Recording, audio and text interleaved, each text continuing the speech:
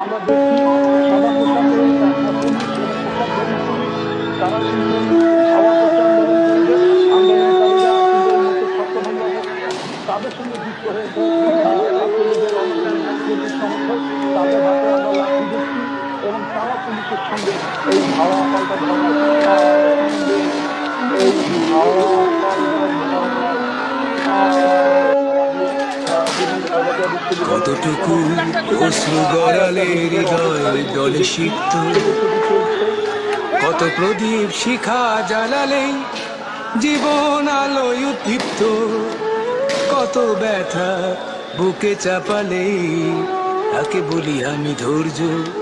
নির্মমতা কত দূর হলে জাতি হবে নির্লজ্জ। আমি চিৎকার করে কাঁদিতে চাহিয়া করিতে পারিনি চিৎকার।